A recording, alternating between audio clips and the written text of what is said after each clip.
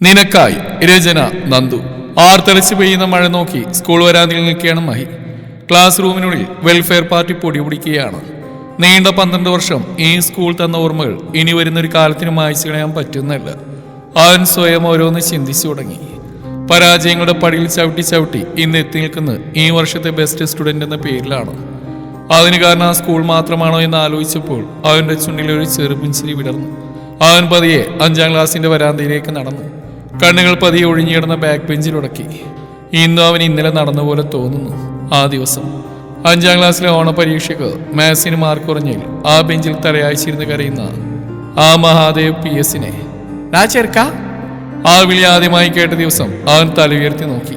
ഒരു കൈയിൽ ലോലിപോപ്പ് കടിച്ചു പിടിച്ചിരിക്കുന്ന ഒരു നീർക്കോലി പെണ്ണ്. എന്തിനാ നീ ചുമ്മാ ഇരുന്ന് കരയുന്നേ? അവൻ അതേ സ്പീഡിൽ തിരിഞ്ഞിടന്നു. എടാ നിന്നോടാ ചോദിച്ചേ, എന്താ ചെവി കേൾക്കത്തില്ലയോ? ആ കുഞ്ഞി കൈ കൊണ്ട് അവൾ അവനെ തറക്കിട്ട് കൊട്ടുകൊടുത്തു. ദക്ഷിണ നിനക്ക് എന്താ വേണ്ടേ? എന്തിനാ മനുഷ്യന് മെക്കിട്ട് കയറാൻ വരുന്നേ? മായി ചോദിച്ചു. ആരും മെക്കിട്ട് കയറി മാറിയിരുന്ന് മോങ്ങണ കണ്ടപ്പോ ചോദിച്ചെന്നേ ഉള്ളൂ. മാത്സിന് പൊട്ടിയതുകൊണ്ടാണോ? ആൾ കൂർപ്പിച്ചെന്നെ ചോദിച്ചു. അവൻ കണ്ണുരുട്ടി അവളെ നോക്കി. പെട്ടെന്ന് ദേഷ്യം കണ്ണീരായി മാറി. അയ്യേ, വീണ്ടും കരയുന്നു. ഈ ചെറുക്കൻ ആബിലിന്റെ മാനം കളയല്ലോ. ആൾ അവന്റെ കണ്ണീർ തുടച്ചുകൊണ്ട് അടുത്തിരുന്നു. മുഴുവൻ മാർക്ക് മേടിച്ച് ജാട കാണിക്കാൻ വന്നാണോ? അവനാൾക്ക് മുഖം കൊടുക്കാതെ ചോദിച്ചു. പിന്നെ മാത്സിന് ഫുൾ മേടിച്ച് അതിന് ഈ സ്കൂളിൽ എന്റെ പേര് എഴുതി വെക്കാൻ പോവല്ലേ? ജാട കാണിക്കാൻ ഒന്ന് പാടാ. പിന്നെന്തിനാ വന്നേ? അവനാളെ നോക്കി. നീന്ന് കരയണണ്ടപ്പോ കഷ്ടം തോന്നി. പിന്നെ എനിക്ക് ആമ്പിള്ളേർ കരയണാകുമ്പോഴേ ദേഷ്യം വരും. കരഞ്ഞാലും ഞങ്ങൾ പെൺപിള്ളേരെ കാണാൻ നല്ല ഭംഗിയാ. നിങ്ങൾ അങ്ങനെയില്ലല്ലോ. ആൾ ഊറി ചിരിച്ചു. ഇന്നാ മിഠായി പിടി. വേണ്ട, അവൻ മുഖത്തടിച്ച പോലെ പറഞ്ഞു. ഞാൻ വേണോന്നല്ല, മേടിക്കാനാ പറഞ്ഞ്. ആൾ അത്ര വലുതല്ലാത്ത കണ്ണുരുട്ടി വലുതാക്കി അവനെ പേടിപ്പിച്ചു. അവൻ പേടിച്ചത് വാങ്ങി. അപ്പച്ചേക്കിന് പേടിയൊക്കെ ഉണ്ട്. പിന്നെ നാളെ രാവിലെ നേരത്തെ വരണം. നിന്നെ നാളെ മുതൽ ഞാനാ മാത്സ് പഠിപ്പിക്കുന്നേ. വേണ്ട, അവനത് വീണ്ടും ആവർത്തിച്ചു. വരണമെന്നല്ല, വരാനാ പറഞ്ഞേ. മര്യാദക്ക് വന്നോണം. അവൾ തിരിഞ്ഞു പോകാൻ ഒരുങ്ങി. പെട്ടെന്ന് നിന്നിട്ട് പറഞ്ഞു. ഡാ ചേക്ക, നീ എന്നെ ദക്ഷാന്ന് വിളിച്ചോട്ടോ. അതെന്തോ? അവൻ സംശയത്തോടെ ചോദിച്ചു. എന്റെ കൂട്ടുകാരനെ അങ്ങനെയാ വിളിക്കുന്നേ. നീ കൂടെ വിളിച്ചെന്ന് വെച്ച് ആകാശിടിഞ്ഞ് വീഴത്തൊന്നുമില്ല. മായി ഓർമ്മകളിൽ നിന്ന് പുറത്തു വന്നു. അന്നു മുതലാണ് മഹിയുടെ ദക്ഷയും ദക്ഷയുടെ മഹിയുമായത്. മഴക്കൊട്ടും കുറവ് വന്നിട്ടില്ല. അതുപോലെ തന്നെ അവളുടെ നാക്കിന്റെ നീളത്തിനും. അവൻ സ്വയം ചിരിച്ചു. അന്നു മുതലാണ് അത്യാവശ്യം ഉഴപ്പനായിരുന്ന മഹാദേവൻ ക്ലാസ് ഫസ്റ്റ് ആയതും ദക്ഷ പതുക്കെ 2-3 സ്ഥാനമൊക്കെ പിടിച്ചു നിന്നു. സൗഹൃദം എത്ര മനോഹരമാണെന്ന് മഹി അറിഞ്ഞ ദക്ഷയിലൂടെയാണ്. ഗുണദോഷിക്കുമ്പോൾ അച്ഛനായും വഴക്ക് പറയുമ്പോൾ അമ്മയായും കൊഞ്ചുമ്പോൾ കൂടെ കൊഞ്ചിയും വർഷങ്ങൾ കടന്നുപോയി. അവൾ തനിക്ക് എത്ര പ്രിയപ്പെട്ടവളാണെന്ന് മനസ്സിലായത് മൈക്ക് 8ാം ക്ലാസ്സിൽ പഠിക്കുമ്പോഴാണ്. ഒരിക്കൽ പോലും സ്കൂളിൽ നിന്ന് അവധിയെടുക്കാതെ ദക്ഷ ഒരാഴ്ചയോളം ക്ലാസ്സിൽ വന്നില്ല. മൈക്ക് അത് വലിയ വേദനയായിരുന്നു. കൂട്ടുകാരെല്ലാം കൂടെ ഉണ്ടെങ്കിലും അവളുടെ അഭാവം അവനെ തളർത്തി. വീട്ടിലെത്തിയിട്ടും അവൻ ആരോടും മിണ്ടാതായി. കാര്യറിഞ്ഞ അവന്റെ അമ്മ ദക്ഷയുടെ അമ്മയെ വിളിച്ചു. എന്താ അമ്മേ, അവർക്ക് എന്തു പറ്റി? മൈ ആദ്യോട് ചോദിച്ചു. ഒന്നുമില്ല കൂട്ടാ, അവള് നാളെ മുതൽ വരും കേട്ടോ, നീ വിഷമിക്കണ്ട. അവന്റെ മുടിയഴകളിൽ വിരലോടിച്ചുകൊണ്ട് അവർ മെല്ലെ പറഞ്ഞു. അമ്മേ, എന്താ അവർക്ക് പറ്റിയേ? എത്ര നാളായി അവളെ ഒന്ന് കണ്ടിട്ട്? അവൻ വാശിയോടെ കണ്ണോടിച്ചുകൊണ്ട് പറഞ്ഞു. മോനെ, അവൾക്ക് പനിയാടാ. അത് മാറി, ഇപ്പൊ റെഡിയായി. അവള് മിടിക്കായി കേട്ടോ. ഇല്ല, അന്ന് അവള് പോകുമ്പോ പനിയൊന്നും ഇല്ലായിരുന്നല്ലോ.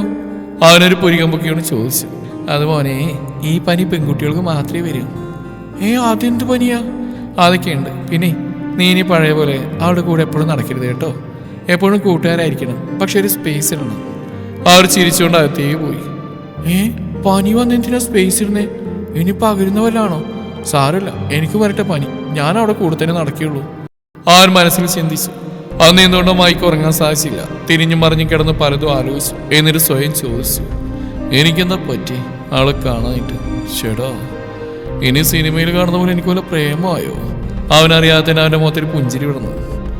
പിന്നെ പ്രേമം ഫസ്റ്റായിരിക്കും. അത് എനിക്കാ നീർക്കോലിയോട്. അവൻ തലയണിൽ മുഖം മുഴുതി ചിരിച്ചു. പിറ്റേ ദിവസം എന്നത്തെയും പോലെ ക്ലാസ്സിൽ ചെന്നിട്ടും അവന്റെ കണ്ണുകൾ അവളെ തേടിപ്പോയിരുന്നു. പെട്ടെന്ന് ക്ലാസ്സിലേക്ക് കടന്നു വന്ന ദക്ഷയെ കണ്ടപ്പോൾ അവനൊരു നിമിഷം അവളെ തന്നെ നോക്കി നിന്നു.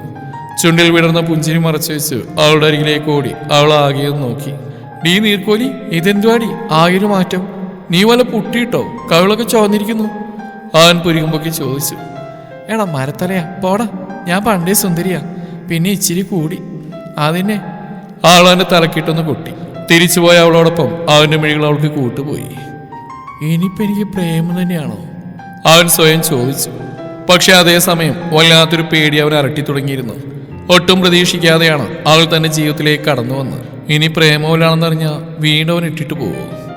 അവനന്ന് മനസ്സിലുറപ്പിച്ചു, അവൾ ഒരിക്കലും ഇത് അറിയാൻ പാടില്ല. ഉള്ളിലെ സ്നേഹം മുഴുവൻ അവൾക്ക് മുമ്പിൽ മറച്ചു പിടിച്ചു. അവളുടെ പഴയ മഹിയായി വീണ്ടും തന്റെ ദക്ഷിയോട് കൂട്ടുചേർന്ന് നടന്നു. അവർക്കിടയിലെ ബന്ധം അതേ ശക്തിയിൽ തുടർന്നു. +1 അതേ സ്കൂളിൽ ഒരേ വിഷയമാണ് അവർ തിരഞ്ഞെടുത്തത്. അത് അവനൊരു ആശ്വാസമായിരുന്നു. എന്തുകൊണ്ടോ ദക്ഷ അടുത്തുള്ളപ്പോൾ വല്ലാത്തൊരു സന്തോഷം. അതിനിടയിൽ പലർക്കും അവരുടെ സൗഹൃദം പ്രണയമാണോ എന്ന് സംശയം ഉദിച്ചു. ക്ലാസ്സിലാകെ പടർന്നു. മയ്യ ഒന്നും ചെവിക്കൊടുത്തിരുന്നില്ല. അങ്ങനെ ഒരു ദിവസം സ്ഥായി അവന് ദക്ഷയോടുള്ള ഇഷ്ടം തുറന്നു പറഞ്ഞു. നെഞ്ചിലൊരു വിള്ളൽ വീണുവെങ്കിലും അവനൊന്ന് മറച്ചു പിടിച്ചു. പക്ഷെ അവളതൊന്നും വകവച്ചില്ല. മയ്യയുടെ മുന്നിലെത്തുമ്പോഴെല്ലാം സായിയെ പൊക്കി പറയാൻ അവൾക്ക് 100 നാവായിരുന്നു. മയ്യ എന്തുകൊണ്ടോ അതുവല്ലാതെ നോവിച്ചു. മഴയൊന്നും ശമിച്ചു. പക്ഷെ അപ്പോഴും മയ്യൊന്നും അറിയാതെ ചിന്തകളിൽ മുഴുകി നിൽക്കുകയാണ്. ചെക്ക തലക്ക് പുറകിൽ ഒരു കൊട്ടു കിട്ടിയതും അവൻ തിരിഞ്ഞു നോക്കി. എന്തോന്നാണ് ഈ പോത്തെ, നിനക്ക് നിർത്താറായില്ലേ? പെട്ടെന്ന് തന്നെ മുമ്പിൽ ദക്ഷയെ കണ്ടതും ഞെട്ടൽ മറക്കാൻ അവൻ മുഖം വെട്ടിച്ചു പറഞ്ഞു. അച്ചോടാ മൈക്കുട്ടിന് നൊന്തോ? പോട്ടെ, സാരല്ലേ കേട്ടോ. നാളെ മുതൽ ഇനി ഇത് കിട്ടിയില്ലല്ലോ, അതുകൊണ്ടാ ശരിക്കും. അവൾ ചിനുങ്ങി. എന്താടി, നാളെ നീ ഈളവവാസം ഇടിയോ? അവനവളെ ചെവിക്ക് പിടിച്ചു. വീട്ടിലൊരു കാലം. അവൾ എന്റെ കയ്യിൽ കടിച്ചു. ഞാൻ പോവാണെങ്കിൽ നിന്നെ കൊണ്ടേ പോവുള്ളൂ മോനെ. അവിടെയും സമാധാനം തരില്ലല്ലേ തെണ്ടി. അവൻ ദേഷ്യം അഭിനയിച്ചുകൊണ്ട് ചിരിച്ചു. അല്ല അതിരിക്കട്ടെ, നീ ഇവിടെ ഒറ്റയ്ക്ക് വിരഹം വിഴുങ്ങിയാണോ, അതോ വല്ലവളുമാരും കാണാൻ വരുമെന്ന് പറഞ്ഞോ? അവളൊരു പുരികം പൊക്കിയോണ്ട് ചോദിച്ചു. ആണി വരും, 2 പേര്. ഒരാൾ നിന്റെ അമ്മ, ഒരാൾ നിന്റെ അമ്മമ്മ. അവൻ കണ്ണുരുട്ടി. അല്ല, ഞാൻ വിചാരിച്ചു നീ വല്ല റൊമാൻസ് കൊണ്ട് നിൽക്കുവാണെന്ന്. അതാരാ മോനെ? എന്നോട് പറ, ചേച്ചി ശരിയാക്കി തരാം. അതിന് എൻ്റെ അത്രയും ഗ്ലാമർ ഉണ്ടോ? ഗ്ലാമർ? ആളൊന്ന് ഇരുത്തി ചോദിച്ചു. അയ്യണ, ഒരു ഗ്ലാമർ താരം വന്നിരിക്കുന്നു. കൊന്നയിൽ കോല് പോലെ ഇരിക്കുന്ന നിനക്കാണടി ഗ്ലാമർ. ഒന്ന് പോടി. അയ്യട, പറയുന്ന ആള് വലിയ സുന്ദരനാഥ വിചാരം. എന്റെ സായി കണ്ട് പടിയടാ മോനെ. ആളവനെ ദേഷ്യം പിടിപ്പിക്കാനായി പറഞ്ഞു. നിന്റെ സായിയോ? ഏതു വകയില്? അല്ല, അവനെന്നോടൊരു ആട്ടമുണ്ടേ, അതുകൊണ്ട് പറഞ്ഞ. പൊന്നു മോളെ, അടങ്ങി നില ഞാൻ നിന്റെ വീട്ടിൽ വിളിച്ചു പറയും. അവനവിടെ കൈ പിടിച്ച് തിരിച്ചു. എടാ കാരം വേടാ, വീട്ടിലാ. അവൾ അലറി. അവൻ കൈ അയച്ചതും അവളോടെ മുഖം കൂർപ്പിച്ച് നിന്നു. അപ്പോഴും അവളുടെ നുണക്കുഴികൾ അവനെ നോക്കി ചിരിക്കുന്നുണ്ടായിരുന്നു. മൈ അവളെ നോക്കി. കതിരിയ പോലൊരു പെണ്ണ്, നീണ്ട കോലമുടി പിന്നിട്ടിരിക്കുന്നു. മൂക്കിലൊരു മൂക്കുത്തി. വലിയ ഒരുക്കമൊന്നുമില്ലെങ്കിലും കാണാൻ എവിടെയോ ഒരു ഭംഗിയുണ്ട്. മൈ കൈ നീട്ടി ആ മൂക്കുത്തിയിലും തൊട്ടു. എന്താ മോനെ മൂക്കുത്തിയുടെ ഒരു പ്രേമം? ഞാനിത് കുത്തിയപ്പോഴേ ഹൈസ്കൂൾ ഗ്രൗണ്ട് മുഴുവൻ എന്നെ ഓടിച്ചത് നീ മറന്നുപോയോ? ആളവനെ ദഹിപ്പിച്ചു നോക്കിക്കൊണ്ട് ചോദിച്ചു. അല്ലടി, അന്ന് ഇത്ര ഭംഗിയില്ലായിരുന്നു. അവൻ മനസ്സിൽ പറഞ്ഞാൽ ഉച്ചത്തിലായി പോയി. അപ്പൊ ഇപ്പൊ ഭംഗിയുണ്ടല്ലേ മോനെ? ആൾ കുസൃതിയോടെ ചോദിച്ചു. ആ, എനിക്കറിയത്തില്ല. ആ മുഖം തിരിച്ചു. ഒന്ന് പോടാ, നീ പറഞ്ഞിട്ട് വേണ്ടേ ഞാൻ സുന്ദരിയാണെന്നറിയാൻ. ആ പിന്നെ ഇന്ന് വൈകിട്ട് അപ്പ വിളിക്കാൻ വരും, അവിടെ മോൻ തന്നെ പോണം. എൻ്റെ കൂടെ അല്ലേ ഉള്ളടി, ഒരുമിച്ച് പോവാൻ. നീ എന്തിനാ ഇങ്ങനെ ചെയ്യുന്നേ? അവന്റെ കടൽ നിറഞ്ഞു വന്നു. ഓ, നമുക്ക് ഗ്ലാമർ കുറവല്ലേ, നിന്റെ കൂടെ വന്നാൽ നിനക്ക് നാണക്കേടല്ലേ? ദക്ഷ പറഞ്ഞു. മൈ ഒന്നും മിണ്ടാതെ ദൂരേക്ക് നോക്കിയിരുന്നു. എന്താടാ?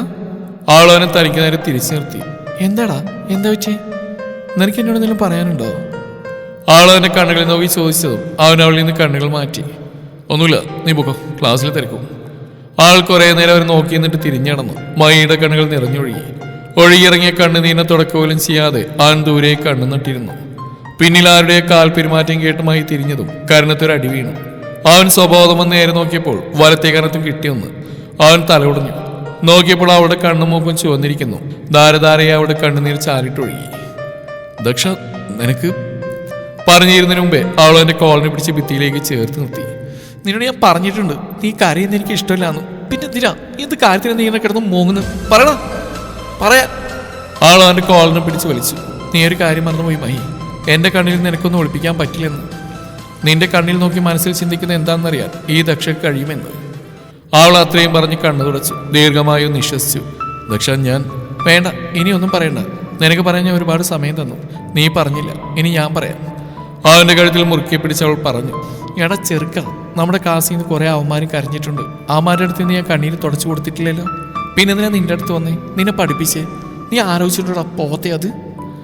അവൻ പറയാൻ തുടങ്ങിയപ്പോൾ അവൾ എന്റെ കരണത്ത് ഒന്നുകൂടെ കൊടുത്തു. നിന്നോട് ഞാൻ അവനെ ചോദിച്ചോ? ചോദിക്കുമ്പോൾ പറഞ്ഞാൽ മതി. അവൾ കണ്ണുരുട്ടി. എടാ, നിനക്ക് വേണ്ടിയാ ഞാൻ എൻ്റെ എക്സാം ഉഴപ്പി എഴുതിയത്. എനിക്ക് എൻ്റെ ക്ലാസ് ഫസ്റ്റ് പോയതും അത് നിനക്കറിയോ? പക്ഷെ അതിനേക്കാൾ സന്തോഷമായിരുന്നു നീ ഫസ്റ്റ് വന്നപ്പോൾ. മനസ്സിലായോ? പലപ്പോഴും എനിക്ക് തോന്നിയിട്ടുണ്ട് നിനക്ക് എന്നോട് എന്തോ ഉണ്ടെന്ന്. അപ്പം നിനക്ക് വാ തുറക്കാൻ വലിയ ബുദ്ധിമുട്ടായിരുന്നില്ലേ? പിന്നെ എനിക്കിഷ്ടം കൊമേഴ്സ് എടുക്കാനായിരുന്നു. നീ സയൻസ് എടുത്തോണ്ടാ ഞാനത് എടുത്തുകൊണ്ട് വന്ന്. എന്നിട്ട് നീയൊന്നും പറഞ്ഞില്ല. പിന്നെ ക്ലാസ്സിൽ എല്ലാത്തിനും ചോക്ലേറ്റ് വാങ്ങിക്കൊടുത്തിട്ടും ഞാനും നീ തമ്മിൽ റിലേഷനിലാണെന്ന് പറയിപ്പിച്ച് അതിന് പോയി എൻ്റെ കയ്യിൽ നിന്ന് പൈസ പറയും. അന്ന് നിന്റെ വായിന് നാക്കിലായിരുന്നു. അവന്റെ വയറ്റിൽ അവിടെ ഒരു ഇടി കൊടുത്തിട്ട് കഴുത്തിന് പിടിച്ച് നേരെ നിർത്തി. നീ ബാക്കിയോട് കേട്ടിട്ട് പറഞ്ഞാൽ മതി. പിന്നെ സായി അവന് ചിക്കൻ ബിരിയാണി വാങ്ങിക്കൊടുത്താ ഞാൻ നിന്നോട് അങ്ങനെയൊക്കെ പറയിപ്പിച്ച്. അപ്പം വലിയ ആങ്ങള കളിച്ച് മതിയോടാ. മായി എന്ത് പറയണമെന്നറിയാൻ ഞെട്ടി നിന്നു. ഡാ നിന്റെ നാവിറങ്ങിപ്പോയോ? എങ്കിൽ ബാക്കി കൂടി നീ കേക്ക്. എടാ ഞാൻ നിനക്ക് വേണ്ടി എന്തൊക്കെ ചെയ്തു, അതിന് നിനക്കൊരു നാണമില്ല. എങ്കിൽ ഞാൻ പറയുന്നത് കേട്ടോ, മര്യാദയ്ക്ക് എന്നെ പ്രേമിച്ചോ, അല്ലെങ്കിൽ നിന്നെ ഞാൻ ബാക്കി വെച്ചേക്കില്ല. എന്തായാലും നീ കാരണം എൻ്റെ പൈസ കുറേ പോയി, ഇനി എനിക്കത് മുതലാക്കണം. മനസ്സിലായടാ? ഇത്രയും കാലം എൻ്റെ വിജയത്തിൻ്റെ ഒക്കെ പുറകിൽ ഞാനായിരുന്നു ഉണ്ടായിരുന്നത് അല്ലേ? ഇനി ജീവിതകാലം മൊത്തം അങ്ങനെ ആയിരിക്കും. നീ എന്നെ സഹിച്ചേ പറ്റൂ. കേട്ടോ പോത്തെ? മായി ഒന്നും മിണ്ടാതെ നിന്നെല്ലാം കേട്ടു. അവസാനം ചുണ്ടിലൊരു പുഞ്ചിരി വിടർന്നു. പ്രേമോ? എനിക്ക് നിന്നോടോ? ശരിയാവില്ലടി ഒട്ടും. മോളൂസിപ്പോ പോ, ചേട്ടാ ആലോചിച്ചിട്ട് പറ്റുവാണെങ്കിൽ പറയാം. മായി ദക്ഷയൊന്നും പാടി നോക്കി. അയ്യോ മഹാത്മാവേ, അങ്ങനെ ഒന്ന് പ്രേമിക്കാമോ എന്നല്ല ഞാൻ ചോദിച്ചത്. മര്യാദക്ക് പ്രേമിച്ചോ, അല്ലെങ്കിൽ കെട്ടുപ്രായാകുമ്പോൾ പെട്ടിയും കിടക്കിടന്ന് ഞാൻ നിന്റെ വീട്ടിലോട്ട് വരും. ദക്ഷ പറഞ്ഞു. മൈക്ക് ചിരി കൺട്രോൾ ചെയ്യാൻ പറ്റിയില്ല. അവനോളെ കെട്ടിപ്പിടിച്ചെന്ന് ചിരിക്കാൻ തുടങ്ങി. അതേസമയം ഇരുവരുടെയും കണ്ണിൽ നിന്ന് കണ്ണീര് ഉതിർന്നു വീണുകൊണ്ടിരുന്നു. അവളെ നേരെ നിർത്തി അവൻ ചോദിച്ചു, എടി ഇത്രയും കുരുട്ടൂതി നിനക്ക് എവിടുന്ന് കിട്ടി? അതേ, ഞങ്ങളുടെ കുടുംബത്തിന്റെ മാത്രം സീക്രട്ടാ. ഞങ്ങൾ ആർക്കും പറഞ്ഞു കൊടുക്കില്ല. നിനക്ക് പോലും ഞാനത് പറഞ്ഞു തരില്ല. ആൾ കണ്ണുടച്ചുകൊണ്ട് പറഞ്ഞു. എൻ്റെ ദക്ഷ, നിന്നെ ഞാനെന്താ പറയാ, നീ എൻ്റെ ജീവനാടി ഭ്രാന്തി. പക്ഷെ പറഞ്ഞാൽ നീ ഇട്ടിട്ട് പോകുന്ന കരുതി. അപ്പൊ നിനക്കിന് അത്ര വിശ്വാസമേ ഉള്ളൂ അല്ലേടാ? കാലമാടാ. ആളവൻ്റെ കാലിൽ ചവിട്ടി. അവൻ വേദന അഭിനയിച്ചു. വേദനിച്ചോ? അവൾ പേടിച്ചാണ് നോക്കിയെന്നു. പെട്ടെന്ന് അവനോട് തലക്കിട്ട് കുത്തുകൊടുത്തു. സഹിക്കാൻ ഭ്രാന്തി, ജീവിതം മുഴുവനല്ല, ഇനിയുള്ള ജന്മം മുഴുവൻ. അവൻ അവളെ തന്നിലേക്ക് അടുപ്പിച്ചു. അയ്യടാ മതി മോനെ, പഞ്ചാര ഒഴുകുന്നു. വേം വാ പോയേക്കാം, ഇനിയോടെ നിൽക്കണ്ട. ആൾ അവൻ്റെ കയ്യിൽ പിടിച്ച് മുന്നോട്ടാഞ്ഞു. പോവാനോ? എവിടെ? അപ്പൊ നീ ഇവിടെയാണോ കിടക്കുന്നത്? വീട്ടിലൊന്നും പോകുന്നില്ലേ? അല്ല, നിന്നെ വിളിക്കാൻ നിന്റെ അപ്പ വരില്ലേ? അതുവരെ ഞാനിവിടെ വെക്കാം. ആളൊന്ന് അമർത്തി ചിരിച്ചു. എന്താണ് ഒരു കള്ളലക്ഷണം? അവനവളെ സൂക്ഷിച്ചൊന്ന് നോക്കി. ഹോ, ഇത്രയും നാളും ഞാനിങ്ങനെ പോയിക്കൊണ്ടിരുന്നേ നിന്റെ കൂടെ അല്ലേ? എന്നിട്ട് അവസാന ദിവസം ഞാൻ അപ്പയെ വിളിക്കോടാ. പോടാ മണ്ട. ആളവനൊരു സൈറ്റ് അടിച്ച് കാണിച്ചു. അല്ല, അങ്ങനെ ഒരു കള്ളപ്പ പറഞ്ഞില്ലായിരുന്നെങ്കിൽ നിന്റെ കുമ്പസാരോടെ കാണാൻ പറ്റില്ലായിരുന്നല്ലോ. എടി മാകാശി, നീ ഇനി എന്നാ നന്നാവുന്നത്? അവനവളുടെ ചെവി പിടിച്ച് തിരിച്ചു. എടാ കാലമാടാ, വീട്ടിലാ. ഇപ്പൊ മണി 4 നാളെ രാവിലെ ഞാൻ നന്നായിക്കോളാം, നീ എന്റെ ചെവിന്ന് വിടുക. അവൾ വേദന സഹിച്ചുകൊണ്ട് പറഞ്ഞു. അവൻ അവളെ നോക്കി വിസ്തരിച്ചവൻ ചിരിച്ചു. എന്നിട്ട് അവളുടെ കൈകൾ കോർത്ത് പിടിച്ചവൻ ആ വരാന്തയിലൂടെ നടന്നു. പതിയെ മാനം വീണ്ടും തെളിഞ്ഞു. ഒരു പുതിയ തുടക്കമെന്ന പോലെ.